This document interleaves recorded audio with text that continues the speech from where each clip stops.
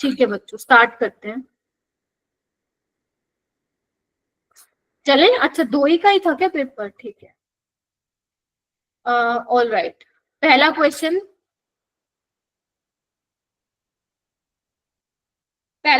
देखो मैंने जो क्लास में करा दिया नहीं कराया उसको छोड़ेंगे और हम ये देखेंगे कैसे अप्रोच करना है इन क्वेश्चंस को। ओके, सो आपको इस क्वेश्चन में क्या करना था, identify the set of reagent x और वाई, आपको बताने थे क्या होगा। सो ये आपका क्या है, फर्स्ट पोजीशन पे ब्रोमीन लगा हुआ है, राइट। 1 ब्रोमोप्रोपेन है, उसमें आपने कुछ एक्स डाला, प्रोडक्ट बना, प्रोडक्ट में कुछ वाई डाला, तो आपका क्या बना, 1 2 3, यानी कि 2 ब्रोमोप्रोपेन। तो 1 ब्रोमोप्रोपेन से जब तुम्हें 2 ब्रोमोप्रोपेन आता है, जल्दी उसमें हम कैसे देखेंगे, ऑप्शंस को निहारो। आपको मोस्ट अप्रोप्रिएट ऑप्शन जो है वो यहाँ पे मार्क करके आना है। तो सबसे पहले हम एक काम करते हैं, इसका बीटा हाइड्राइड एलिमिनेशन करा लेते हैं और किसमें चेंज कर देते हैं, इसको एल्कीन में चेंज कर देते हैं। मुझे याद है ये कराया था क्लास में, शायद पता नहीं किसने बताया था। फिर उसके बाद अपन क्या करेंगे, अब देखो, अब ये काम कौन करेगा एल्कीन कराने का, बताओ। डाइल्यूट एक्वस एनओएच करेगा या कॉन्सेंट्रेटेड? तो कौन सा, एल्कोहलिक एनओएच करेगा, बिकॉज ये क्या कराता है, हमें E2 एलिमिनेशन कराता है। अगर ये E2 एलिमिनेशन कराता है तो ए और C can't be the answer, so B and D इसमें हो सकता है। तो यहाँ पे HBr लिया है और यहाँ पे Br2 लिया है, तो अगर तुम Br2 ले रहे हो तो डबल बॉन्ड के अराउंड यहाँ पे ब्रोमीन लग जाएगा, एंटी ब्रोमिनेशन जिसको बोलते हैं।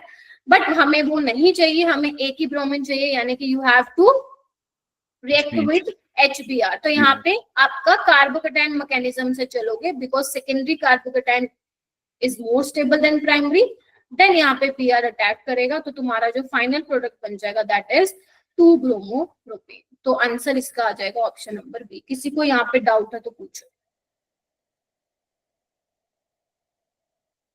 नहीं है, आगे चलते हैं क्वेश्चन नंबर 2। क्वेश्चन नंबर 2 में बोल रहा है which of the following is most reactive towards nucleophilic substitution reaction SN1। तो पलक मुझे बताएगी, जिसको आता है वो बहुत अच्छी बात है। देखो पलक, आप मुझे बताओ SN1 में हम क्या देखते हैं बेटा,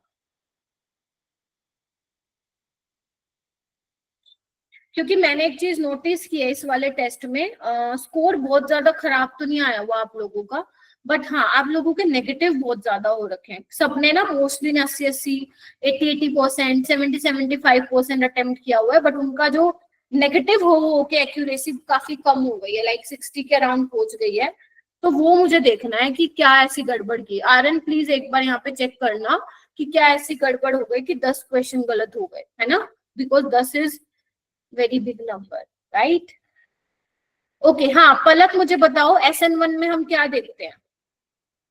इसमें जो Cl एलाइलिक पोजीशन, नहीं नहीं नहीं नहीं, आप आंसर मत बताया करो यार मेरे को, आप मुझे ये बताओ SN1 में हम चेक क्या करते हैं। अगर आपको चेक करना हो कि रिएक्टिविटी देखनी है तो हम लोग क्या चेक करते हैं सबसे पहले। सुनिधि आप मुझे बताओगी क्या चेक करते हैं हम सबसे पहले। सुनिधि, श्रुति, अंजलि, मनीषा, हाँ बोलो। हाँ, स्टेबिलिटी ऑफ कार्बोकैटायन। क्या हमेशा 3 डिग्री वाला कार्बोकेटाइन ज्यादा स्टेबल होगा, गौरव पाल? मैं का दोबारा रिपीट करना। क्या हमेशा 3 डिग्री वाला कार्बोकेटाइन स्टेबल होगा? आर्यन तुम बताओ, क्या हमेशा 3 डिग्री वाला कार्बोकेटाइन स्टेबल होगा? No ma'am. ओके, एक्सप्लेन करो थोड़ा। मैम अगर उसको कोई और ज़्यादा स्टेबल कर रहा है मैम, चाहते अगर वो रेजोनेंस में जा रहे तो मैम वहाँ पे 3 डिग्री वाला स्टेबल नहीं होगा ज़्यादा। Very good. अगर मान लो आपके पास प्राइमरी हेलाइड है लेकिन वो रेजोनेंस स्टेबलाइज हो रहा है, तो आप ये नहीं बोल सकते कि वो प्राइमरी है तो SN1 में नहीं जाएगा। आपको ये नहीं बोलना जनरली ना, ये वर्ड मत बोला करो टर्शरी सेकेंडरी, वो तो जब मैं पढ़ाती हूँ तो मुझे बेसिक एग्जांपल लेना होता है। एक्चुअल में तुम्हें बस ये बोलना चाहिए कि कार्बोकेटाइन कौन सा स्टेबलाइज होगा। Getting my point? Stabilised carbocation आपको चेक करना है। तो यहाँ पे अगर मैं Cl को बाहर भगाऊंगी तो जो पॉजिटिव चार्ज आएगा वो sp2 कार्बन पे आएगा, ठीक है। क्या बोला, ma'am BB is back bonding ना, एरोमेटिक रेजोनेंस। बीच में हाइपर कंजुगेशन लगा दो बेटा, फिर उसके बाद इंडक्टिव के बेसिस पे तुम लगा सकते हो, ठीक है। क्या नाम है, गर्भ। रेजोनेंस के बाद बेटा, रेजोनेंस के बाद हाइपर कंजुगेशन के बाद तुम्हारा इंडक्टिव, जहां पे तुम प्लस साई इफेक्ट के बेसिस पे देखते हो, ठीक है। चलिए आइए, बाकी ठीक है। हाँ, सो यहाँ पे sp2 कार्बन पे आ रहा है पॉजिटिव चार्ज, मैंने कहा था sp2 sp पे नहीं होता है स्टेबल। यहाँ पे देखो, यहाँ पे भी उसी पे ही आ रहा है, विनाइलिक कार्बोकेटाइन बन रहा है, याद है, ये भी स्टेबल नहीं होता। ये है क्लोरोबेंजीन, तो यहाँ पे भी फिनाइल रिंग के ऊपर पॉजिटिव चार्ज आ रहा है, which is also not stable.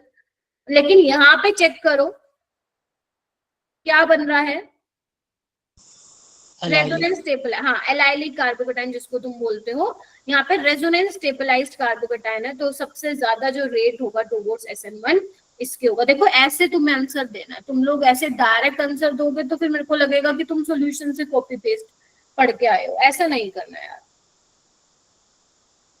चलो आगे चलते हैं। Question number 3, the rate of SN2। सक्षम आप मुझे बताएंगे SN2 का रेट कौन से वाले सॉल्वेंट में मैक्सिमम होगा? Ma'am DMSO। DMSO, very good.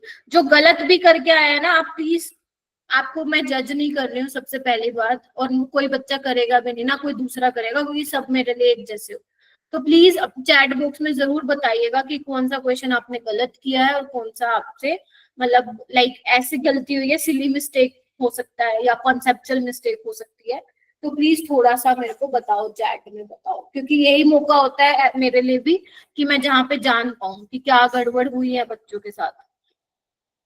SN2 का रेट मैक्सिमम, तो बेसिकली SN2 को कौन से सॉल्वेंट फेवर करते हैं बेटा? Polar protic solvent.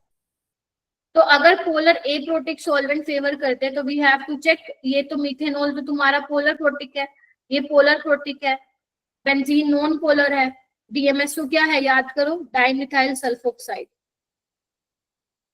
ठीक है, जिसमें इसमें जो H इन्वॉल्व है वो हाइड्रोजन बॉन्डिंग में पार्टिसिपेट नहीं करता है। याद करो, पोलर एप्रोटिक सॉल्वेंट क्या करता है, सिर्फ कैटाइनिक वाले पार्ट को सॉल्वेट करता है, अनाइनिक वाले को नहीं करता, इसलिए न्यूक्लियोफिलिसिटी बेसिकली क्या हो जाती है, बढ़ जाती है पोलर एप्रोटिक में, दैट इज वाई ऑप्शन। ठीक है, हो गया। चलो मेरे को बता देना अगर कहीं पे डाउट आता है तो। क्वेश्चन नंबर 4, क्वेश्चन नंबर 4 क्या है, रिएक्शन ऑफ टॉल्विन विद Cl2। पहले तो टॉल्विन आप लोगों को बेटा पता होना चाहिए क्या होता है, with Cl2 in the presence of ferric chloride which is a Lewis acid, वो X दे रहा है, ठीक है। and the reaction in the presence of sunlight, मतलब अगर आप Cl2 ही ले रहे हो, एक तो है FeCl3 के प्रेजेंस में और एक है सनलाइट के प्रेजेंस में, तो आपको Y मिल रहा है। सो आपको ये बताना है X और Y क्या होगा। मैंने आप लोगों को बताया था कि अगर आप हेलोजिनेशन करवा रहे हो तो आपको लुईस एसिड तो लेना पड़ेगा, याद करो, क्योंकि जब आप लुईस एसिड लोगे तभी आपका वहां पे इलेक्ट्रोफाइल जनरेट हो पाएगा। और क्योंकि ये ऑर्थो पैरा डायरेक्टिंग होता है तो एक ऑर्थो वाला प्रोडक्ट बनेगा और एक कौन सा बनेगा बेटा, पैरा वाला बनेगा। एक ऑर्थो क्लोरोटोल्विन बनेगा और एक पैरा वाला बनेगा, है ना। अब सनलाइट की प्रेजेंस में क्या बताया था मैंने, बेंजाइलिक हेलोजिनेशन, याद करो, क्योंकि यहाँ पे बेंजाइलिक कार्बन है, ठीक है। तो ये यहाँ पे क्या होगा बेसिकली, क्योंकि यहाँ पे वो लिखा हुआ है ट्राइक्लोरो, मतलब इसने क्या किया है, सारे H को रिप्लेस करके क्या लगा दिया बेटा, Cl लगा दिया है, तो इसका नाम क्या बन जाएगा, CH3 तुम्हारा मीथाइल होता है। अब सारे H रिप्लेस हो गए Cl से, तो नाम क्या हो जाएगा, ट्राइक्लोरोमीथाइल बेंजीन हो जाएगा। तो यानी कि ऑप्शन क्या हो जाएगा तुम्हारा इसमें,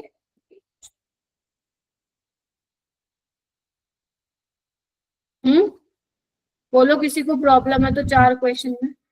जिसने पेपर ही नहीं दिया उसका मैं कुछ नहीं कर सकती, वो अपना दोबारा से चैप्टर को रिवाइज करे और दोबारा से इस पेपर को रीअटेम्प्ट करने की जरूरत है, क्योंकि अगर तुम ऑर्गेनिक का एक भी चैप्टर टेस्ट छोड़ रहे हो तो तुम लोग समझ लो बहुत बड़ी गलती कर रहे हो।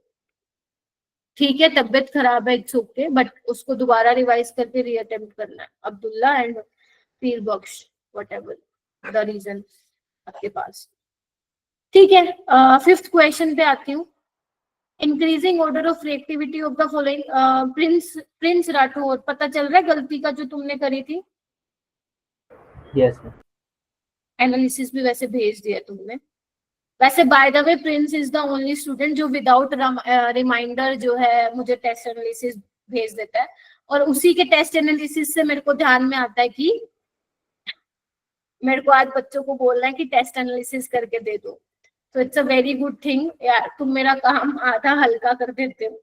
ठीक है, तो मेरे पास 10 बच्चे हैं ना मेंटरशिप में, तो मतलब प्रिंस को अगर मैं रिमाइंडर ना दिलवाऊं तो मेरे को 9 बच्चों पे ध्यान देना पड़ता है। तो it's a very good habit बेटा।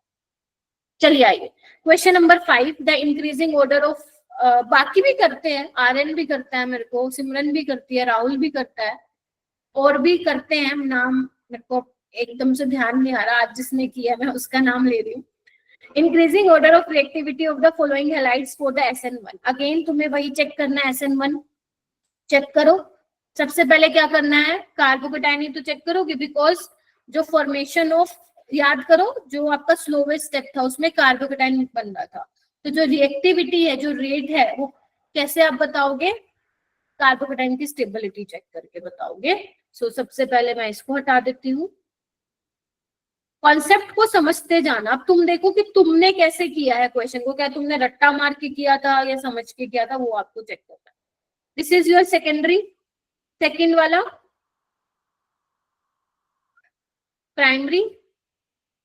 इन दोनों को तुम हाइपर कंजुगेशन से कंपेयर करो, ऊपर 5 अल्फा हाइड्रोजन और यहाँ पे 2 है ना बेटा। हाइपर कंजुगेशन वैसे देखो पहले कायदे से, बट अगर सेकेंडरी टर्शरी से जा रहे हो तब भी हो जाएगा तुम्हारा सवाल। ठीक है, यहाँ पे देखो, इसको घबराना नहीं है, बेसिकली ये दिया हुआ है, पैरा पे मीथोक्सी ग्रुप है बेटा, पैरामिथोक्सी बेंजाइल क्लोराइड। तो अगर मैं यहाँ से निकालूंगी तो ये क्या हो रहा है, रेजोनेंस स्टेबलाइज है, ऊपर से ये प्लस M लगा रहा है अपना, और ये और ज्यादा क्या कर रहा है, उसको स्टेबलाइज कर रहा है। तो सबसे ज्यादा थर्ड आ जाएगा, फिर सेकंड आ जाए, सेकंड नहीं फर्स्ट आ जाएगा, और फिर आ जाएगा लास्ट में सेकंड।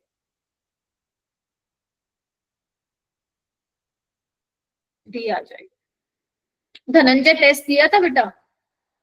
Yes ma'am.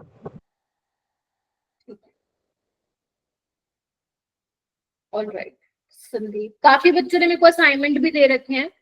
हाँ, तो मैंने ग्रिग्नार्ड रीजन के आई गेस सारे असाइनमेंट शेयर कर दिए थे ना तुम लोगों के साथ, if I am not wrong. Yes ma'am. उसको कर लेना धीरे धीरे, कोई दिक्कत नहीं है कि तुम्हें मेरे को कल ही करके देना है, तुम मेरे को इस हफ्ते के एंड तक भी दे दोगे तो कोई प्रॉब्लम नहीं है। ठीक है, ठीक, आगे आइए। आंसर जरूर मैच कर लेना बेटा उसके, तभी मैंने आपको आंसर की भेजी है उसकी। अब इसमें से बताना कौन सा स्टेटमेंट ट्रू है। चलो, तो तुम्हारे पास 2 कंपाउंड है, एक तो ये वाला है। अब्दुल्ला मुझे बताना इस क्वेश्चन को मैं कैसे करूं।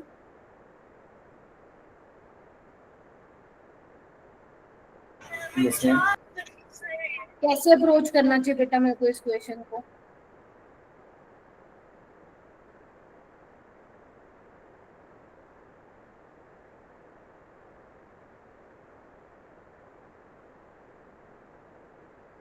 कौन बताएगा? सिमरन आप बताओगी? है क्या सिमरन क्लास में? हो के नहीं हो? संदीप तुम?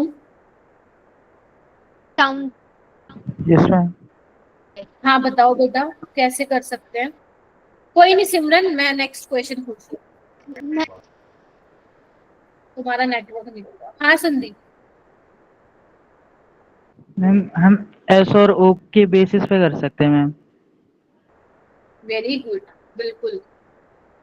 देखो तुम्हें याद है जब मैं तुम्हें फर्स्ट लेक्चर दे रही थी न्यूक्लियोफिलिसिटी और बेसिसिटी पे, तो क्या बोला था मैंने, डाउन द ग्रुप, यहाँ पे मैं ऑक्सीजन लेती हूँ सल्फर, डाउन द ग्रुप जब आप जाते हो तो क्या होता है, न्यूक्लियोफिलिसिटी काम इंक्रीजेस।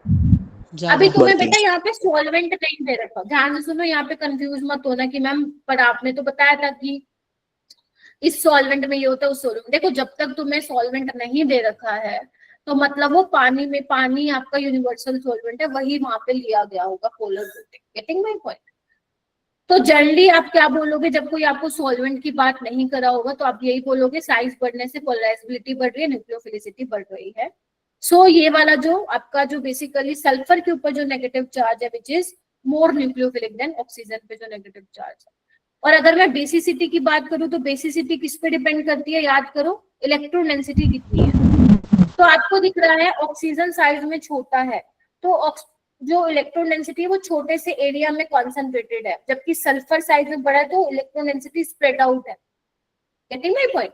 तो which is better donor, which is better base, oxygen वाला है सल्फर वाला? इथोक्साइड जो होगा वो बेटर बेस होगा। तो यहाँ पे चेक कर लो, ये बोल रहा है कि ये स्ट्रॉन्गर बेस होगा, गलत। स्ट्रॉन्गर बेस गलत। Weaker base but it is more nucleophilic, yes. जो इथाइल सल्फाइड है वो ज्यादा न्यूक्लियोफिलिक होगा और बेस क्या होगा, कमजोर होगा, इसीलिए जो है आप इसको कर सकते हो। ठीक है, इलेक्ट्रोनेगेटिविटी से कैसे करोगे राहुल? Can you explain? जिसकी इलेक्ट्रोनेगेटिविटी ज्यादा होगी वो स्ट्रॉन्गर बेस होगा। कैसे बताया तुमने? इसके पीछे क्या कॉन्सेप्ट यूज किया? इलेक्ट्रोनेगेटिविटी वाला फैक्टर बेटा यूज किया करो वहां पे, लेफ्ट टू राइट। ठीक है, डाउन द ग्रुप हम लोग साइज वाला फैक्टर कंसिडर करते हैं। ठीक है जी, हाँ बोलो। मैम बेसिसिटी का एक बार बता दोगे? देखो बेटा, बेसिसिटी में क्या है, बेसिसिटी आपको पता है, मैंने बताया था तुम लोगों को, एक बार दोबारा सुन लो। मैं जब तुम्हें बोलती थी अच्छा बेस कौन होगा जो फटाफट से क्या कर ले, H प्लस को एक्सट्रैक्ट कर ले, यही मैंने बोला था, याद करो। और बेटर न्यूक्लियोफाइल कौन था, जो इलेक्ट्रोफिलिक कार्बन पे क्या करे, अटैक कर जाए। तो इसको ऐसे समझो धनंजय, ऑक्सीजन और सल्फर में से साइज सल्फर का बड़ा, और हमने फजांस रूल में पढ़ा भी था ये कि साइज बड़ा होने से बेसिकली वो ज्यादा पोलराइजेबल है ना उसका इलेक्ट्रॉन, क्योंकि साइज बड़ा होने से क्या होगा, जो न्यूक्लियस की जो पकड़ है अपने वैलेंस इलेक्ट्रॉन पे वो कम है। Getting my point? तो सल्फर का इलेक्ट्रॉन क्लाउड ज्यादा जल्दी डिस्टोर्ड होगा और वो बेटर बॉन्डिंग कर पाएगा इलेक्ट्रोफिलिक कार्बन पे। तो ये होगी न्यूक्लियोफाइल की बात। अगर मैं बेस की बात करूं तो बेस सारी चीजें डिपेंड करते हैं कि उसके पास कितनी इलेक्ट्रॉन डेंसिटी है, उतनी ही जल्दी वो H प्लस को एक्सट्रैक्ट कर पाएगा। तो ऑक्सीजन क्योंकि साइज में छोटा है, देखो एक साइज में छोटा है, ठीक है। ऐसे समझो, मान लो तुम्हारे पास लेट से एक 4 स्लाइस का पिज्जा है और एक तुम्हारे पास 8 स्लाइस का पिज्जा है, ठीक है।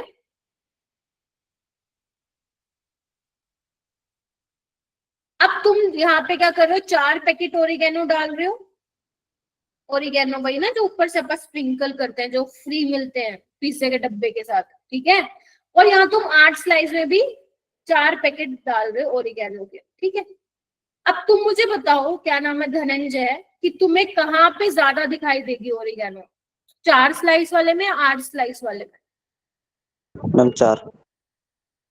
4 में है तो दोनों में 4 पैकेट, राइट। लेकिन ज्यादा कॉन्सेंट्रेशन कहाँ पे तुम्हें दिखाई देगी, ओरिगेनो कहाँ पे ज्यादा दिखाई देगी, फर्स्ट वाले में। तो यहाँ पे भी यही है, इसका साइज छोटा है, छोटे से एरिया में कॉन्सेंट्रेटेड होगी इलेक्ट्रॉन डेंसिटी, और सल्फर क्योंकि साइज बड़ा है तो इलेक्ट्रॉन डेंसिटी क्या होगी आपकी, स्प्रेड आउट होगी। इसलिए जो बेटर डोनर होगा वो कौन सा वाला होगा, ऑक्सीजन होगा, ठीक है। सो इसीलिए ऑप्शन नंबर सी इसका करेक्ट होगा। आई होप मैं समझा पाई हूँ। क्वेश्चन नंबर 7 में आपको बोला है फॉर द कंपाउंड, ये तो अब्दुल्ला से मैं एक्सपेक्ट कर ही सकती हूँ कि ये बता देगा। मिथाइल क्लोराइड, ब्रोमाइड, आयोडाइड, ये तो कराए होगे। बॉन्ड लेंथ बतानी थी, सबसे ज्यादा बॉन्ड लेंथ आयोडीन वाले की होगी, सबसे कम फ्लोरीन वाले की होगी, ठीक है। और आयोडीन के बाद ब्रोमीन वाला हो जाएगा, तो Cl और लास्ट में डी कैसे होगा बेटा आदर्श? आदर्श डायपोल मूवमेंट नहीं बताना, क्या सोच रहे हो तुम? A would be the correct. Aryan, इसमें से कौन से गलत हुए देख लिए क्या, जो गलत हुए तुम्हारे? मैम अभी तक तो कोई भी गलत नहीं हुआ। चलो बधाई हो, चलो ठीक है, बताना मेरे को जो गलत है, बाकी सबको भी। ठीक है, बाकी सब भी बता देना। 8th क्वेश्चन करते हैं। How many monochloro derivative are possible when 3-methyl heptane is subjected to free radical chlorination. अपन ने ऐसे क्वेश्चन किए थे, मैंने कहा था ये आते रहेंगे, आते हैं पेपर में। ऑप्टिकल आइसोमेरिज्म नहीं, उसने बोला कंसीडर मत करो, तो बना दे एक बार।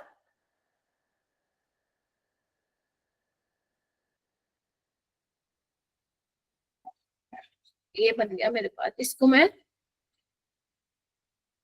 वैलेंसी पूरी कर देती हूँ। अब तुम्हें ये चेक करना है कितने मोनोक्लोरो डेरिवेटिव, मतलब कहाँ कहाँ पे तुम H को हटा के Cl लगा सकते हो। एक यहाँ लगा सकते हो, है ना, और एक यहाँ लगा सकते हो क्योंकि दोनों का एनवायरनमेंट डिफरेंट है ना। एक यहाँ लगा दो, एक यहाँ लगा सकते हो, एक ये बन जाएगा CH2Cl, एक ये बन जाएगा, एक ये बन जाएगा, एक ये। तो तुम्हें बेसिकली कितने मिलेंगे अलग अलग मोनोक्लोरिनेटेड प्रोडक्ट, काउंट करो 1 2 3 4 5 6 7 8, 8 डिफरेंट मोनोक्लोरिनेटेड तुम्हें प्रोडक्ट मिलेंगे। हाँ, अगर उसने ये बोला होता ना कि ऑप्टिकल या स्टीरियो आइसोमर को काउंट करो, फिर हमें थोड़ा सा पैरल सेंटर भी देखने पड़ते, फिर हमें बना बना के देखने पड़ते। अब तुम्हें बना के देखने की जरूरत नहीं है, सिर्फ बस ये चेक कर लो कि कितने बने, कितने डिफरेंट तरह के बनेंगे। क्या 8 क्वेश्चन तक किसी को कोई दिक्कत है? फिर मैं आगे चलूंगी। नहीं है? चलो ओके। ये वाला क्वेश्चन शायद उसने भी भेजा हुआ था मेरे को, क्या नाम है, गौरव ने। ओको नहीं नहीं, गौरव ने नहीं, क्या नाम था उसका, राहुल ने, है ना। चलो, आपको बोला है न्यूक्लियोफिलिक सब्स्टिट्यूशन रिएक्शन हो रही है, RBr दिया है, RCl बन रहा है, DMF डाला है। मतलब DMF डालने का मतलब क्या है, कौन से वाले से जाएगी, SN2। और कंप्लीट इन्वर्जन का मतलब क्या है कि अगर मान लो मेरा इनिशियल सबस्ट्रेट R है तो प्रोडक्ट क्या होगा, S होगा। यही मैंने बताया था ना, याद करो। अपोजिट कॉन्फ़िगरेशन का होना चाहिए कंप्लीट इन्वर्जन, हम बोलते हैं ना 100% इन्वर्जन हुआ है, ठीक है। तो लेट्स चेक कि क्या होगा क्या नहीं। यस, तो अगर मैं फर्स्ट ऑप्शन में बात करूं तो फर्स्ट ऑप्शन में तुम्हारा क्या बना हुआ है, ये कार्बन है, कार्बन पे एक H है, Br है, और इसकी वैलेंसी कुछ इस तरीके से पूरी की गई है, ठीक है। अब यहाँ पे बेसिकली न्यूक्लियोफाइल का अटैक कराना है। वैसे तो ये सेकेंडरी है, ज्यादा रेट तो इसका फास्ट होगा नहीं, बिकॉज क्या बोलते हैं, नहीं हो जाएगी यहाँ पे SN2 हो जाएगी, क्योंकि यहाँ पे जो पॉजिटिव चार्ज होगा दैट विल बी स्टेबल, जो उसकी ट्रांजिशन स्टेट बनेगी वो स्टेबल बनेगी। याद करो, बताया था मैंने, बिकॉज वो रेजोनेंस स्टेबलाइज है। बट यहाँ पे दिक्कत क्या है ना, तुम SN2 तो करवा दो, यहाँ पे कोई प्रॉब्लम नहीं है, इधर देखो, वो तो करवा दो।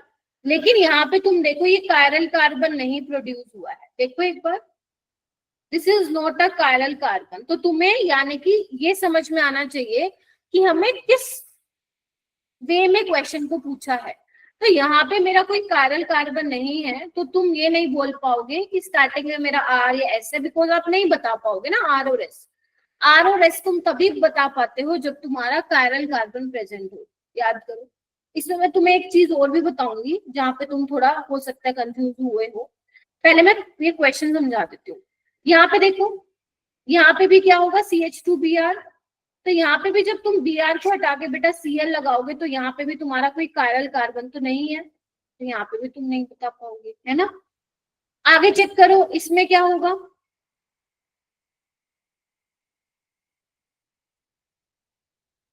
यहाँ पे तो 3 फिनाइल रिंग है, तो ये तो देगा ही नहीं ना SN2, ठीक है। सो बेसिकली SN1 से जाएगा, ये ज्यादा फेवरेबल है। बट अगर मान लो तुमने यहाँ पे SN2 मान लो करा दी, मान लो, तब भी यहाँ पे कायरल कार्बन तो प्रोड्यूस नहीं हुआ, तो ये भी नहीं देगा, राइट। यहीं पे ही होगा, क्योंकि यहाँ पे देखो 6H5 है। माइक म्यूट करो बेटा एक बार, CH3। तो यहाँ पे जब तुम Cl लगाओगे तो आपको दिख रहा है कायरल कार्बन, यहाँ पे ध्यान से देखो, ये रहा। Now you can tell कि 100% क्या हुआ है, यहाँ पे इन्वर्सन हुआ है, तो इसका आंसर तो B आएगा। अब ये सुनो, तुम्हें मैं आऊंगी अभी, 1 मिनट रुक जाओ, मैं एक बार मैं कंप्लीट कर लूँ ना चीज को। देखो यहाँ पे कंफ्यूजन क्या हो सकती है, जब तुम अपनी एनसीईआरटी देखोगे ना, तो एनसीईआरटी में वो डायरेक्ट बोल रहा है कि एक फलाना सबस्ट्रेट है, वहां पे SN2 हो रही है, तो वहां पे इन्वर्जन होगा, राइट। लेकिन एक्चुअल मतलब वहां पे वो ये कंसिडर नहीं करे कायरल कार्बन है या नहीं है, कुछ एग्जांपल्स ऐसे होंगे। तो अब वैसे एक्चुअल मतलब क्या है इन्वर्जन होने का, यही है कि अगर मान लो स्टार्टिंग में कोई तुम्हारा स्टीरियो आइसोमर लाइक R और S दिखा रहा है, तो फाइनल प्रोडक्ट में उससे अपोजिट कॉन्फ़िगरेशन होगी, तभी हम बोलते हैं 100% कंप्लीट इन्वर्जन हुआ है। तो अगर तुम ये सोच के कंफ्यूज हो ना, तो भी टेंशन मत लेना, क्योंकि जब तुम ऑप्शंस को बनाने लगोगे तो तुम्हें यहाँ पे दिखेगा कि सिर्फ एक यही ऐसा ऑप्शन है जहाँ पे मुझे कायरल कार्बन मिल रहा है, बाकी में नहीं मिल रहा। तो तुम्हारा जो आंसर होगा वो फिर किसके रिस्पेक्ट में होगा, कायरल कार्बन में होगा। क्यों +5 क्यों करना है मैम क्योंकि आंसर ठीक दिया था पर ऑप्शन गलत थी उधर। क्या? मैम जो क्वेश्चन पेपर था उसमें ऑप्शन ही गलत थी। बट मेरे पास तो ये ऑप्शन है। नहीं मैम, जो हमने क्वेश्चन पेपर दिया था उधर टेस्ट के टाइम। अच्छा सच में क्या ये सबके साथ हुआ है क्या? मैम जो इसके भी देख लीजिए। एक बार चैट बॉक्स में डालोगे बेटा, क्योंकि मेरे को जो क्वेश्चन पेपर मिला वो यही वाला मिला। अच्छा सबके साथ ऐसा था क्या? Yes ma'am. ठीक है, कर लो फिर +5 कर लो। लोग इसमें तुम लोगों की तो फिर कोई गलती ही नहीं है, राइट। ठीक है चलो फिर, वैसे अगर क्योंकि ये क्वेश्चन मुझे मिला है तो इसका ऑप्शन क्या होगा फिर, ठीक है। आगे चलूं मैं, चलो 10th क्वेश्चन पे आते हैं। आपको बोला in the given reaction following products are expected, आपको बताने थे इनमें से कौन सा इनकरेक्ट है। स्टार्ट करें, चलो। तो अच्छे से निहारो इसको, थोड़ा सा मैं बड़ा कर देती हूँ।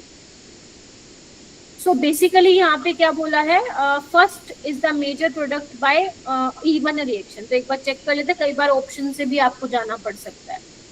ये वाला जो बेसिकली रिएजेंट है ये क्या है, एलिमिनेशन करवाएगा, बिकॉज हीटिंग दे रखी है, एलिमिनेशन को फेवर करेगा, सब्स्टिट्यूशन भी कराएगा बहुत, लेकिन ज्यादा अमाउंट आपको एलिमिनेशन का यहाँ पे देखने को मिलेगा, है ना। तो E1 से जा सकता है क्या ये? हाँ मैम जा तो सकता है। अगर मान लो मैं इसका लिविंग ग्रुप निकाल दूं, हटा दूं क्या इसको? हटा दूं। ध्यान से समझना, रट्टा मत मारना प्लीज। अरे चलो देखो ऐसे बनेगा, है ना। और मैंने कहा था यहाँ पे रिंग एक्सपेंशन होती है, तो बन जाएगा ना 5 मेंबर रिंग, तो ऐसे बन जाएगी रीअरेंजमेंट के बाद ऐसा, ठीक है। तो अगर मान लो यहाँ पे तुम E1 कराते हो तो यहाँ पे OCH3 लग जाएगा, सॉरी SN1 करवाते हो तो, और अगर तुम मान लो E1 करवाते हो तो यहाँ पे एल्कीन बन जाएगी, गेटिंग। तो पहला बोला है first is the major product by E1, तो ये तो ठीक है। फिर वो कह रहे हैं fourth is the major product by SN1, ये भी ठीक है। Product third formed by SN2, देखो वैसे तो SN2 यहाँ पे मतलब होनी नहीं चाहिए। क्यों नहीं होनी चाहिए? क्योंकि वीक बेस और वीक न्यूक्लियोफाइल है। मैंने तुम्हें बोला था SN2 के लिए हमें स्ट्रॉन्ग बेस और स्ट्रॉन्ग न्यूक्लियोफाइल चाहिए होता है, याद है। चलो मान लेते हैं एक बार के लिए तुम यहाँ पे थोड़ा सा हो सकते हो कंफ्यूज हो। यहाँ पे चलो डी ऑप्शन में सोल्वोलिसिस रिएक्शन में कह रहे हैं कार्बोनाइन बनता है, ये तो बिल्कुल ही गलत है, मतलब ये है ही गलत। बिकॉज सोल्वोलिसिस रिएक्शन मैंने तुम लोगों को बताया था, कौन से वाले को बोलते हो आप, SN1 और E1 रिएक्शन को सोल्वोलिसिस रिएक्शन बोलते हो। बेटा राहुल माइक म्यूट कर बेटा। सोल्वोलिसिस में क्या होता है, सोलवेंट जो है आपका न्यूक्लियोफाइल की तरह बिहेव करता है, तो वहां पे कार्बोकेटाइन बनता है, ना कि कार्बोनाइन। तो ये गलत है। फिर मैम ये कैसे सही है? तो यहाँ पे आप ये बोल सकते हो कि सब्स्टिट्यूशन हो रही होगी लेकिन बहुत कम अमाउंट मिल रहा होगा, तो इसीलिए हम इसको ठीक बोलेंगे और इसको गलत बोलेंगे। तो अगर किसी बच्चे ने पढ़ा होगा क्लास में तो सोल्वोलिसिस रिएक्शन आपका कार्बोकेटाइन इंटरमीडिएट वहां पे बनता है, तो भी आप ये क्वेश्चन आराम से कर सकते थे, अगर बाकी ऑप्शन आपको नहीं भी पता थे तो भी। हाँ राइट, ऐसे ही आपको करना है। ऐसे गर्भ मैं सभी बच्चों कह रही हूँ, ऐसे तुम्हारे साथ पेपर में भी होगा, ऐसा तुम्हारे साथ फाइनल जे में भी होगा। तो वहां पे इसलिए तुम्हें बोला जाता है कि ऑप्शंस को देखो। जैसे तुमने डी को देख के एकदम कंफर्म कर लिया कि डी तो गलत ही है, तो आपका आंसर फिर गलत होने के चांसेस ही बहुत कम हो जाएंगे, ना के बराबर हो जाएंगे। ठीक है, सो यस, डी ऑप्शन इसका करेक्ट होगा बेटा। क्या लिखवा रखा था मैकेनिज्म की स्टार्टिंग में?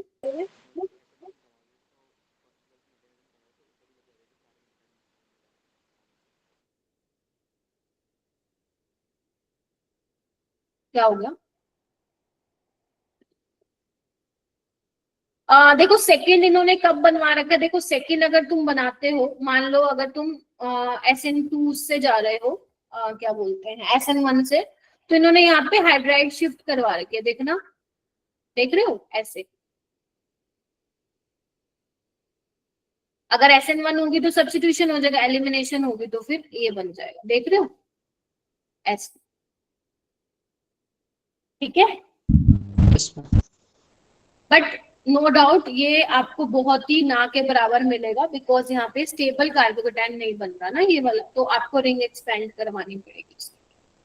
ठीक है, चलिए question number 11।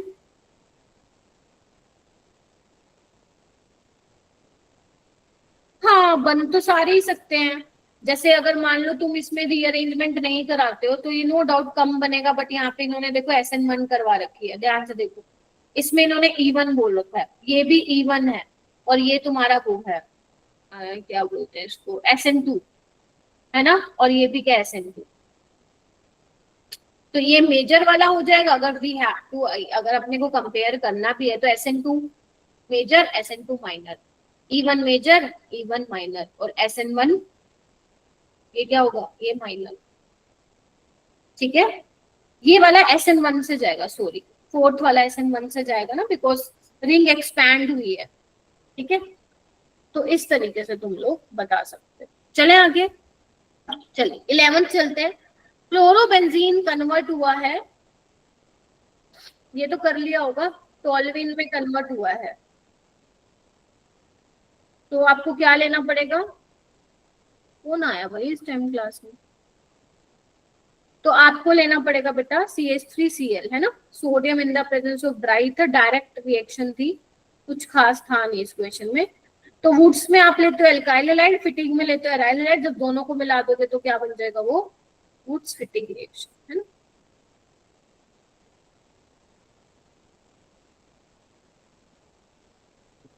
X is the number of E2 product obtained.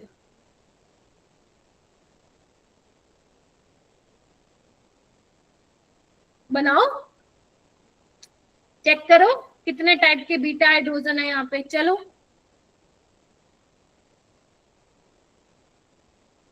देखो, मुझे तो ये 3 दिख रहे हैं, एक ये बनेगा, एक ये बनेगा,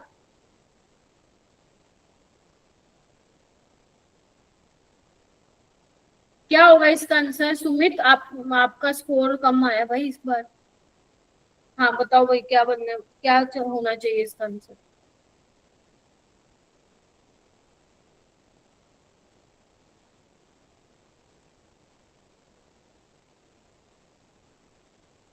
एग्जाम किस किस के स्टार्ट हो रहे हैं दिल्ली में? Can raise your hand, can you raise your hand? जिन बच्चों के एग्जाम स्टार्ट हो रहे हैं दिल्ली में 5 अक्टूबर से 3 अक्टूबर से, जो भी है, प्लीज अपने हाथ खड़े करो। हैं ये प्रिंस आ रहे हैं तुम्हारे, तो हो नहीं गए थे? 19 सितंबर को लास्ट था। मैम वो तो प्री बोर्ड थे, अब बोर्ड स्टार्ट हो। अच्छा ये भी है क्या? मतलब उस टाइम क्या थे फिर जो 19 सितंबर को हो रहे थे? मैम वो प्री बोर्ड थे। प्री बोर्ड तो जनवरी में होता है ना, तुम लोगों के पहले ही हो गए क्या? Yes ma'am. मैम इनका DBSC लगता है ना, इसलिए हमारा CBSC होता है। अच्छा उनका लग चलता होगा, ठीक है, नीचे कर लो। मतलब तो सबके पेपर हैं फिर तो, सारे जितने भी तुम दिल्ली के बच्चे हो, फिर तो तुम सबके पेपर हैं। अरे रे, यस मैम। ठीक है बेटा, ठीक है। हाँ, सो कितने बनेंगे यहाँ पे, एक बार चेक कर लें हम लोग। 5। 5 बने। यहाँ पे सिस ट्रांस बन सकता है यस मैम। तो, क्योंकि आपसे पूछा स्टीरियो, तो आपको चेक करना पड़ेगा ऑप्टिकल और जीआई। ऑप्टिकल तो है नहीं यहाँ पे, तो 2 इसके हो जाएंगे।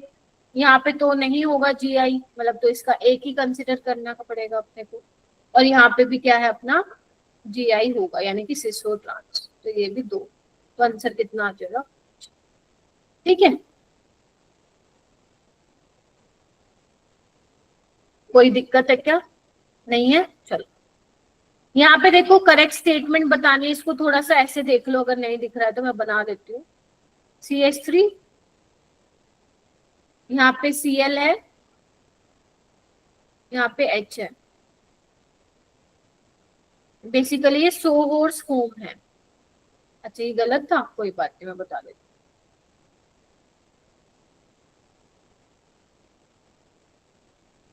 ये बनाया हुआ है ना, बोलो क्या कहते हो?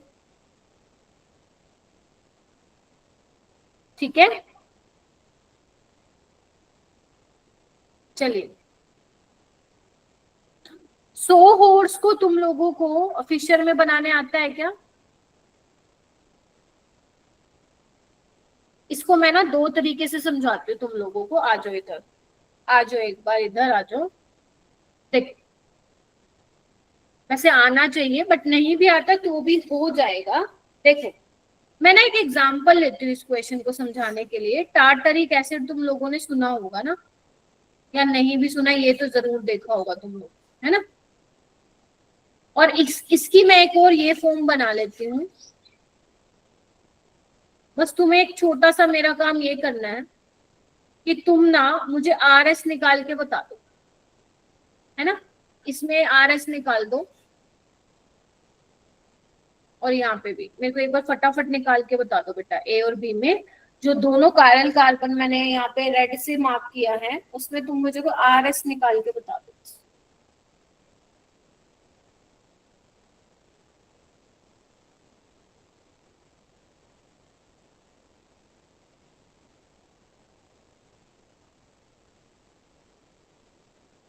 क्योंकि अभी मैं ये मान के चल रही हूँ कि तुम्हें फिशर सोहोर्स से फिशर में नहीं आता है कन्वर्ट करने, तो उस केस में क्या करोगे?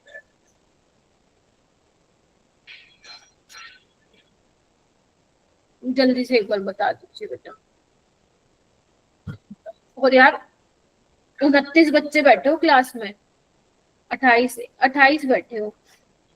2R3S RS यही आएगा, एक बार चेक कर लो।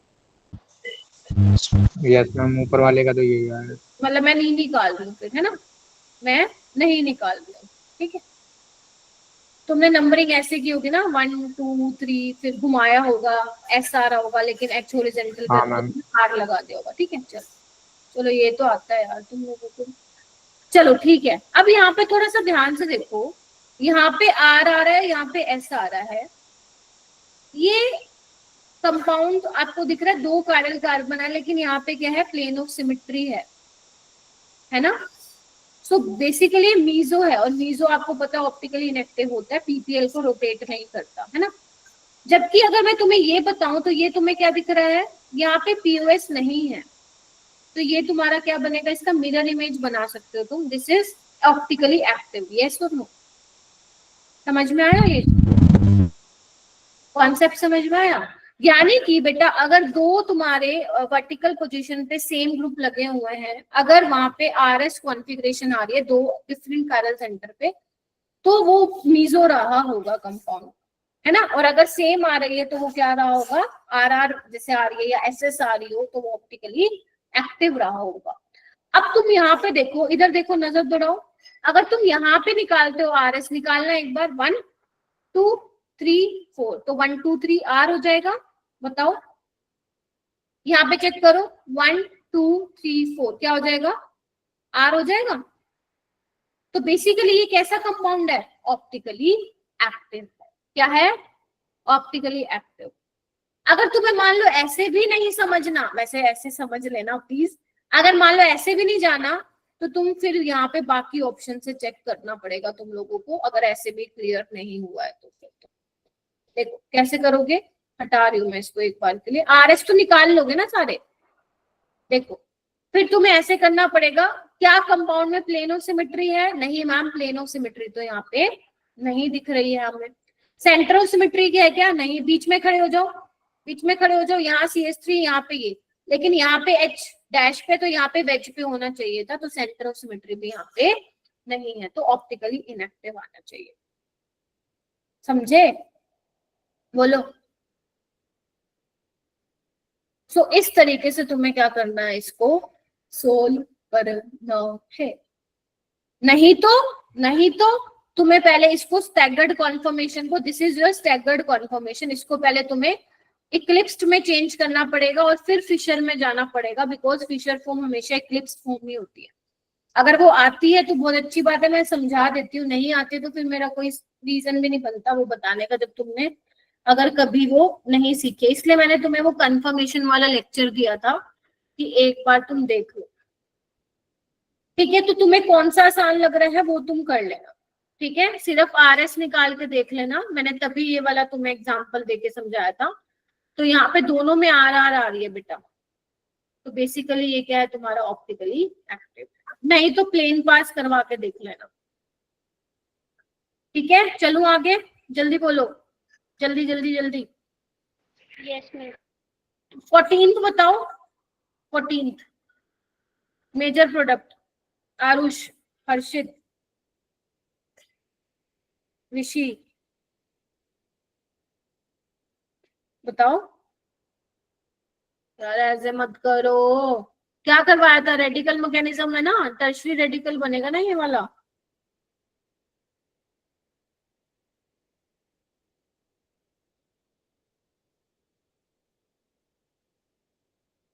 फिफ्टीन। देखो मैं नहीं कह रही हूँ कि पेपर आसान था, पेपर वो मॉडरेट लेवल है ना, लेकिन कई तो आसान थे ना, वो तो तुम लोग कर ही सकते थे।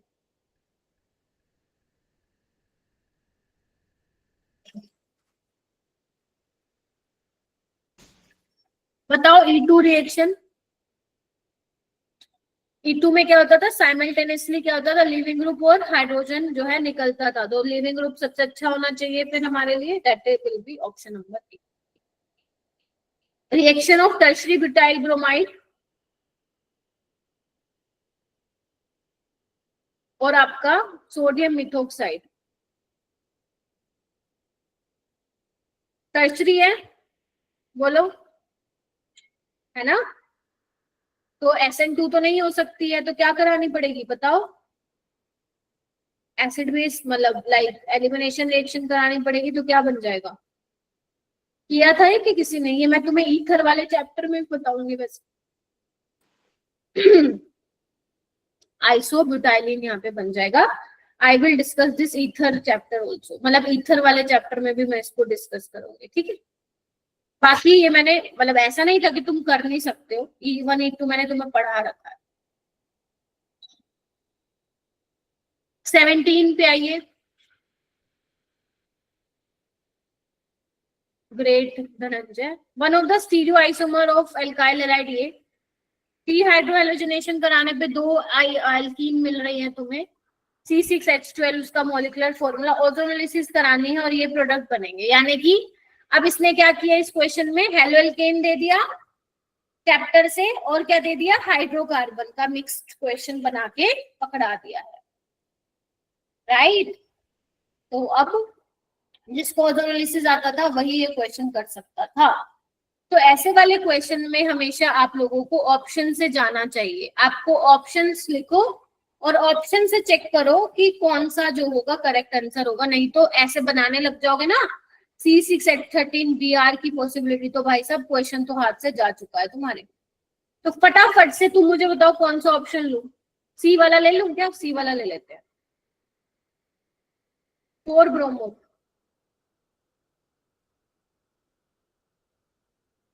2 मिथाइल। नहीं अभी मैं बताती हूँ बेटा, इतना मुश्किल नहीं था अगर ओजोनोलिसिस पढ़ रखा था तो।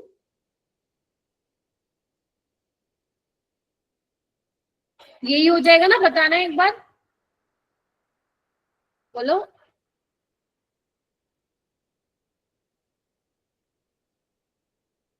This is your 4 bromo 2 methyl pentane, right? हो भी जाएगा।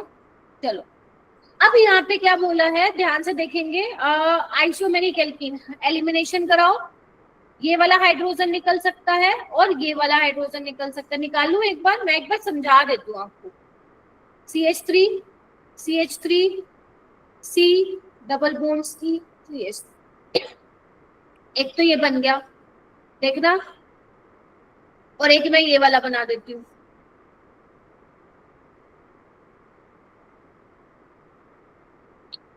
चेक करो ना बेटा, ठीक है? चेक करो, ये एल्कीन यहाँ पे बन जाएगी, देखो ना। हाँ कि ना, ये तो सिखाया है तुम्हें E2 एलिमिनेशन। अब ऐसे मत देखो मेरे को कि मैम ये कब सिखाया आपने। बोलो, प्रिंस, आदर्श, सिमरन, अंजलि, यस मैम। सुनिधि, श्रुति, अरे ऐसे मत बोलो कि नहीं बताए, तो बताया है। बताया। तो यानी कि इससे मेरी ये 2 एल्कीन बन रही है। वो कह रहा है ओजोनोलिसिस करा दो, तो जिसको ओजोनोलिसिस नहीं पता, मैं थोड़ा सा बता देती हूँ। रिडक्टिव ओजोनोलिसिस में तुम्हें कुछ नहीं करना, मैकेनिज्म तो इसका बिल्कुल भी नहीं पूछेगा एग्जामिनर। तुम्हें सिर्फ कुछ नहीं करना, डबल बॉन्ड को ब्रेक कराना है। एक डबल बॉन्ड हो राइट हैंड साइड पकड़ा दो, और एक डबल बॉन्ड हो कहाँ पकड़ा दो, लेफ्ट हैंड साइड पकड़ा दो। बस यही काम करना है। तो अगर तुम इसकी ओजोनोलिसिस करा रहे हो, तो एक तो ये बन जाएगा CH2 डबल बॉन्ड हो, यानी कि FCHO। क्या ये तुम्हें कहीं पे भी प्रोडक्ट में दिखाई दे रहा है क्या? HCHO नहीं ना, तो यानी कि ये ऑप्शन इसका नहीं हो सकता। ऐसे तुम्हें फटाफट से, क्योंकि मैं तुम्हें समझा रही हूँ इसलिए मुझे टाइम लग रहा है, जब तुम खुद बनाओगे तो तुम्हारा फटाफट बनेगा। तो अब कौन सा ट्राई करें? लास्ट वाला कर लेते हैं ट्राई। तो मतलब इससे तो बात नहीं बनी, देखना लास्ट वाले से बन जाएगी क्या? जिसने किया था बता दो मेरे को, मेरा टाइम सेव हो जाएगा थोड़ा, बताओ।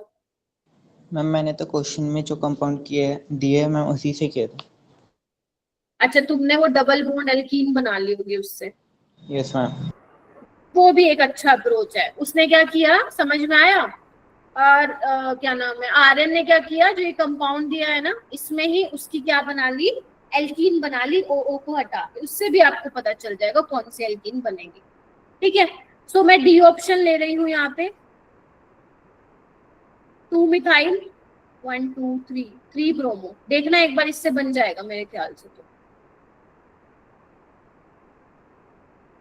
यहाँ पे भी 2 आपका बेसिकली ऑप्शन होंगे, यहाँ से निकाल सकते हो एक। तो तुम देखना एक बार, यहाँ से निकाल दो और यहाँ से निकाल दो। अब तुम बना के देखो बन रही है क्या।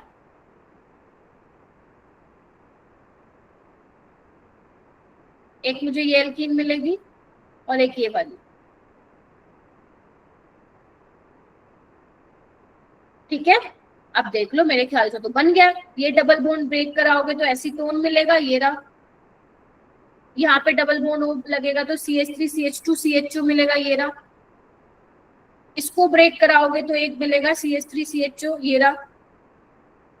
ये क्या मिलेगा, यही मिलेगा आपको, CH3 whole twice CH CHO। तो ऑप्शन आपका डी करेक्ट हो जाएगा। जिसको ओजोनोलिसिस नहीं आती है वो क्वेश्चन नहीं करके आया होगा, आई नो दैट।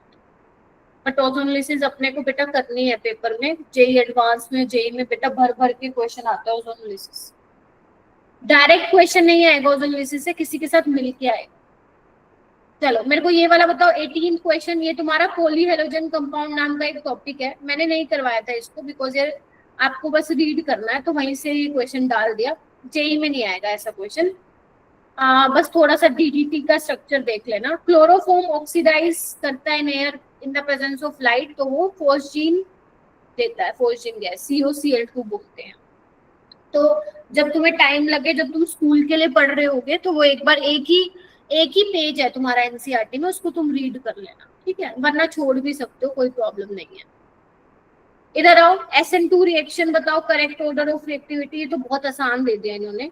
मिथाइल वाले का सबसे ज्यादा, फिर प्राइमरी को उससे कम, सेकेंडरी और टर्शरी में तो होती ही नहीं है। तो किसी को प्रॉब्लम है क्या? 19 क्वेश्चन, 19 क्वेश्चन मैंने करा दिए हैं। किसी को यहाँ पे कोई दिक्कत है तो बता दो। सुनिधि, कोई प्रॉब्लम नहीं है?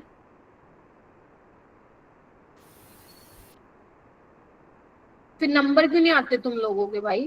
कृतिका आप क्लास में हो कि नहीं हो? Yes ma'am. हो। Yes ma'am. अब नेक्स्ट, अच्छा 5 के 5 गलत थे आर्यन, क्या कर दिया तुमने? चलो आओ, इनमें से कौन सा कंपाउंड इनर्ट होगा टूवर्ड्स E2? चेक करो, चेक करो भाई, एल बीटा हाइड्रोजन कहाँ पे है? मैम थर्ड में नहीं है। यहाँ पे तो है, थर्ड में नहीं है।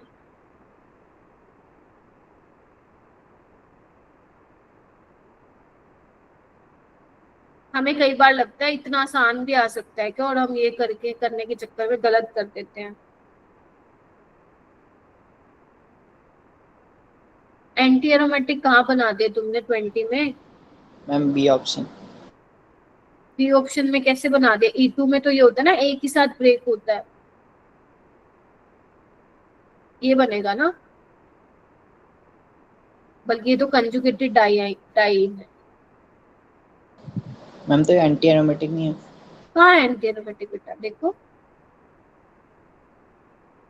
नॉन एरोमेटिक होगा ये, sp3 कार्बन है ना। Okay ma'am. ठीक है, हो गया। देखो जब आपसे, देखो मैं यहाँ पे कुछ चीजें क्लियर कर देती हूँ। जब आपसे ये बोला हो ना रिएक्टिविटी बता दो, है ना, रिएक्टिविटी मतलब बता दो, रेट बता दो, या ये बोले कि कौन इनर्ट है, तो आपको वहां पे ध्यान जाना चाहिए कि जब आप वो रिएक्शन पढ़ रहे थे तो स्लोवेस्ट स्टेप क्या था। Getting my point? Because slowest step is the rate determining step.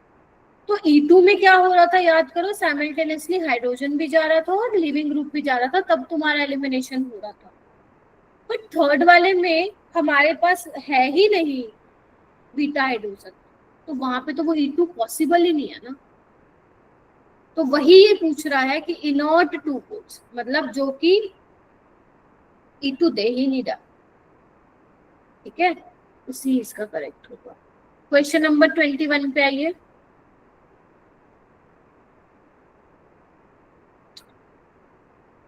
बताओ कोई करके आया था क्या? ये सबका गलत था यार, तुम लोग इतने चुप क्यों बैठते हो? ये वाला टाइम तो बल्कि ज्यादा जोश वाला है। 3 महीने रह गए, 3 महीने नहीं यार, मैं तो 2 महीने ही काउंट करती हूँ, क्योंकि 2 महीने में तो सिलेबस हो जाएगा मेरा। तो ऐसे मत करो प्लीज। CH3OH क्या है? वीक बेस है और वीक न्यूक्लियोफाइल है। तो या तो SN1, मतलब SN1 भी दे सकते हैं, E1 भी। अगर SN1 देगा तो क्या करेगा, कार्बोकेटाइन बनेगा, और इवन E1 में भी कार्बोकेटाइन ही बनता है। ठीक है, अगर SN1 है तो प्लेनर है, फ्रंट साइड से भी आ सकता है न्यूक्लियोफाइल और बैक साइड से भी, तो ये 2 पॉसिबिलिटी है बेटा। वेज पे आ सकता है ये और डैश पे। बोलो यस और नो। तो 2 तो ये बन गए, तो कोई बात नहीं बेटा, नहीं लिखा हीट तो फिर क्या हो गया, बेस तो है ना। आपको टोटल नंबर ऑफ पूछा ना सब्स्टिट्यूशन और एलिमिनेशन, तो आपको वहां पे दिखा के आना पड़ेगा एलिमिनेशन बेटा।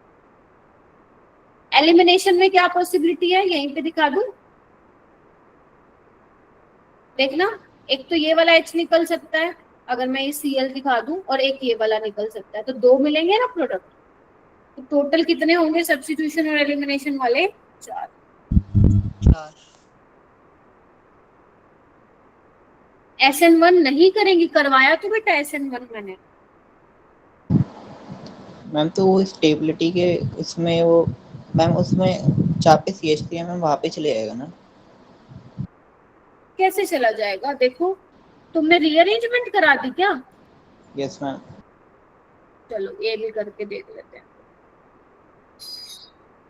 देखो एक मिनट, मैं एक बार करके दिखा देती हूँ ताकि तुम लोगों के सारे डाउट्स क्लियर हो जाए। आ जाओ। मान लो तुमने यहाँ पे ये किया और यहाँ पे अभी CH3 लगा है, राइट? ठीक है, सो आर्यन मुझे ये बताओ, अभी यहाँ पे अल्फा हाइड्रोजन कितने हैं बेटा? 4 है ना। Yes ma'am. अब मान लिया तुमने ये रीअरेंजमेंट करा दी है ना, तो बेसिकली आर्यन ने ये बना दिया यहाँ पे, है ना, राइट? कोई दिक्कत? अब यहाँ पे वो- कितने, हाँ हाँ बोलो बोलो। वो CH3 के नीचे बनाया था जहाँ पे ऐसे CH3 लगा हुआ। आप ये वाला, ये माइग्रेशन करा दिया था आपने? Yes ma'am. नहीं, आपको 1 to हाइड्राइड शिफ्ट कराना होता है बेटा पहले। आपने वो वाला एच घुमा दिया है, हमेशा एडजेसेंट पोजीशन से शिफ्ट कराते हैं। Okay ma'am. ठीक है, यहाँ गलती कर दिया। हाँ, आप करवाते माइग्रेशन, अगर मान लो ये वाला कार्बोकेटन स्टेबल बनता है ना पहले वाले, जैसे यहाँ पे 4 है, मान लो यहाँ पे 5-6 बन होते तो करा देते, फिर वापस से आप करवा देते।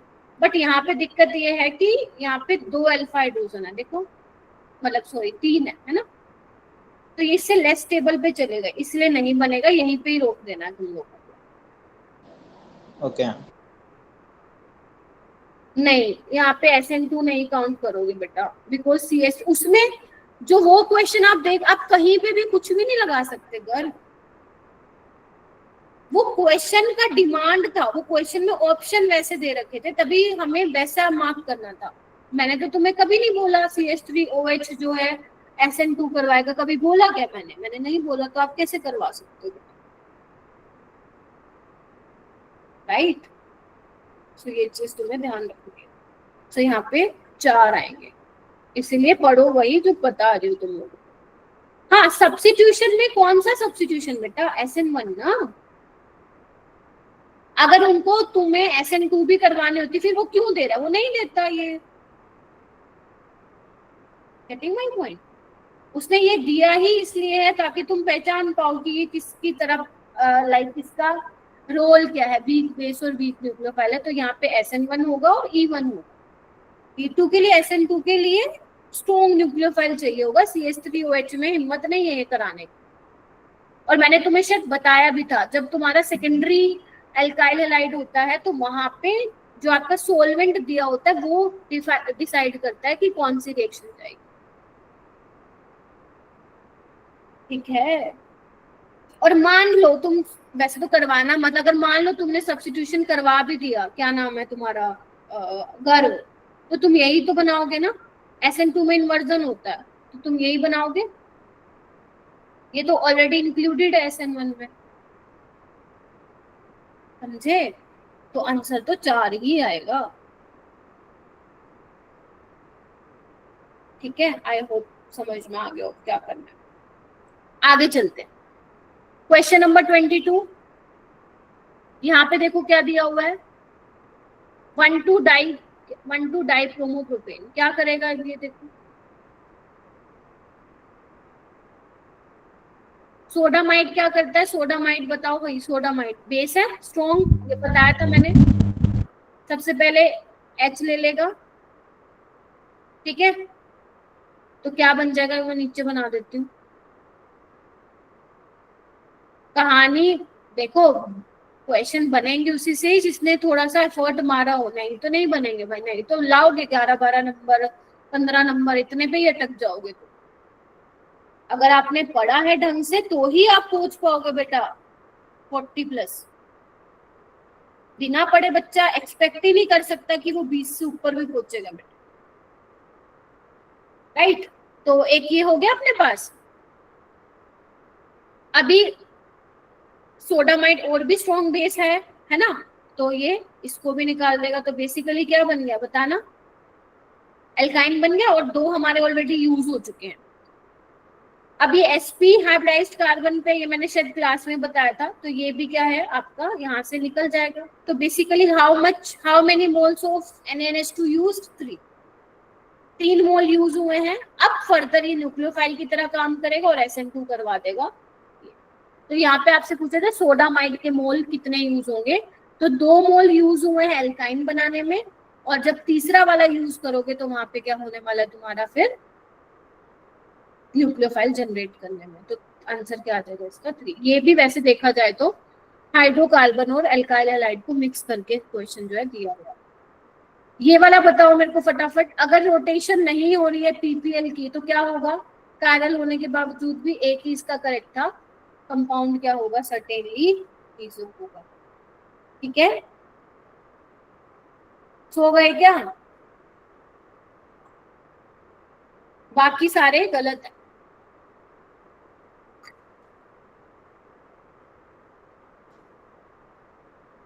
पहले ये वाला कर लेते हैं फटाफट, 25 वाला। ग्रिग्नार्ड रिएजेंट के साथ क्या नहीं, सेकंड कैसे होगा? Second, there is no compound in the solvent. अरे भाई कंपाउंड तो होगा ना, कंपाउंड तो होगा ना। अगर वो ऑप्टिकली अगर वो कंपाउंड ही नहीं होगा तो फिर बात किसी कर रहे हो आप बेटा? क्वेश्चन में देखो क्या लिखा हुआ है, if there is no PPL by a compound in a specific solvent. तो कंपाउंड तो है मेरा बेटा उसको, ठीक है। सो यहाँ पे देखो, how many of the following compound will form hydrocarbon? Acid base reaction होगी। ये क्वेश्चन ही नहीं समझ में आया, हाय राम, इतने असाइनमेंट दे दिए तब भी नहीं ना समझ में। ऑक्सीजन के साथ जो H है वो एसिडिक है, ठीक है। ग्रिग्नार्ड रिएजेंट क्या करेगा? बेस की तरह बिहेव करेगा, निकाल लेगा यहाँ से H। और कहाँ से निकालेगा? ये रहा, ऑक्सीजन के साथ है ये, ऑक्सीजन के साथ है। देखो बताया था ना मैंने किस किस के साथ होना चाहिए हाइड्रोजन। तो ये भी ग्रिग्नार्ड रिएजेंट के साथ एसिड बेस रिएक्शन कर लेगा। एल्काइन ये भी कर लेगा। तो आंसर कितना आ जाएगा इसका? 1 2 3 4। ये गलत किसका था by the way? Ma'am C2H2 की वजह से किया ही नहीं। चलो कोई बात। यहाँ पे देखो 24 क्या बोल रहा है, एक compound of molecular formula C7H16।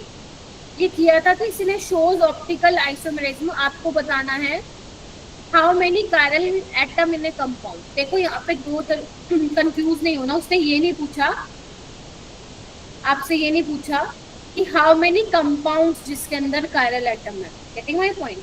उसने पूछा है कि उस कंपाउंड में कायरल एटम कितने हैं। कंफ्यूज मत होना, समझ रहे हो ना। एक क्वेश्चन बनता है कि ऐसे हाउ मेनी कंपाउंड जिसके अंदर कायरल सेंटर है, और एक क्वेश्चन ये बोल रहा है how many chiral atom in the compound. तो जो ऑप्टिकली एक्टिव होगा उसमें चेक कर लेना कि कायरल एटम कितने, मतलब कितने हैं उसमें। तो C7H16 सबसे पहले डबल बॉन्ड इक्विवेलेंट मैंने कहा था, सबसे पहले ये देख के निकालो। C+1 -H/2 -X/2 + N/2 ये फॉर्मूला होता है। आधे बच्चे तो सो गए हैं पेपर डिस्कशन में, तो मैं तो करवाऊंगी नहीं अगर ऐसे ही हाल हुआ तो तुम लोगों का। 7 + 1 -16/2 तो 0 हो जाएगा। हाँ आर्यन वही, अब समझ में आया तुमने क्या गलती की। उसने पूछा how many chiral atom in the compound. एक कंपाउंड जो तुमने बनाया है उसमें कितने कायरल एटम, उसमें तुम्हारा एक ही आ रहा होगा, है ना। वो क्वेश्चन का स्टेटमेंट उसने घुमाया है। ये जेईई एडवांस 2001 में आया था क्वेश्चन। आधी से ज्यादा जनता आरएम 2 ही लिख के आई थी इसकी, ठीक है। चलो तो बेसिकली यहाँ पे आपका कोई भी डबल बॉन्ड अनसैचुरेशन नहीं है तो आपको बनाने पड़ेंगे। तो कौन सी पॉसिबिलिटी हो सकती है? आपको बनाना पड़ेगा जहाँ पे ऑप्टिकल दिख रहा है। तो मैं आपको डायरेक्ट बता रही हूँ 1 2 3 4 5 6। एक तो ये वाला बना दो, ये देखो ये ऑप्टिकली एक्टिव होगा। देखो एक कायरल एटम है यहाँ पे, मतलब कायरल सेंटर है यहाँ, ठीक है। और एक ये बन जाएगा,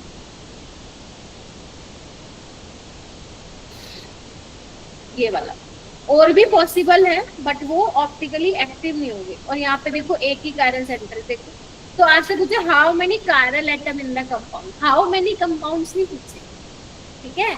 सो हाँ 2 है लेकिन एक कंपाउंड में एक ही कायरल एटम है, तो इसलिए इसका आंसर क्या आएगा, ठीक है। So these are 25 questions. अगर फिर भी कोई डाउट है, मतलब आता है, तो प्लीज मुझे पर्सनल ग्रुप में या फिर डाउट ग्रुप में मेरे को टैग कर दीजिए, ठीक है। अभी के लिए फिलहाल इतना ही, और बाकी हम मिलेंगे फिर वेडनेसडे को with alcohol phenol ether. Organic तो पढ़नी पड़ेगी। यू कांट टेल मी कि मैम ऑर्गेनिक हमें नहीं पल्ले पड़ती। भाई पढ़नी तो पड़ेगी। अब तुम्हारा मन करे किसी और से पढ़ लो, जैसे कर लो, बट पढ़ लो। बिकॉज अगर तुमने ऑर्गेनिक नहीं की तो फिर गया। डोंट एक्सपेक्ट खुद से कि केमिस्ट्री तुम्हें स्कोर दिलवाएगी, बिल्कुल भी नहीं होगा। क्या था ये? पार्ट टेस्ट था, चैप्टर टेस्ट था? चैप्टर टेस्ट था ना। मैं फिर बोल रही हूँ बार बार कि अगर तुम सोचते हो ऑर्गेनिक छोड़ देंगे तो मैं बता रही हूँ कुछ नंबर नहीं आएंगे पेपर में। जेई पेपर डिस्कशन डेट क्या? 29। तो इसीलिए बेटर है कि एक्सक्यूज देना बंद करो और पढ़ाई चालू करो, टाइम कम है। जिसको ऑर्गेनिक बिल्कुल ही पल्ले नहीं पड़ती वो सिर्फ अपना एनसीईआरटी कर ले, बस बहुत है मेरे लिए, क्योंकि एनसीईआरटी में से भी 4 से 5 सवाल देखने को मिलते हैं, तो वो एनसीईआरटी पे जा सकता है जिसको ऑर्गेनिक हद ज्यादा डिफिकल्ट लग रही है तो। बट जिसको लग रहा है, जो मतलब लाइक 30+ स्कोर कर पा रहा है ऑर्गेनिक में पेपर में, वो अपना जितना मैं करवा रही हूँ उस पर फोकस करे। ठीक है जी। अरे राहुल, बूट कैंप में हम टीचर्स नहीं आ रहे हैं बेटा, दूसरे टीचर्स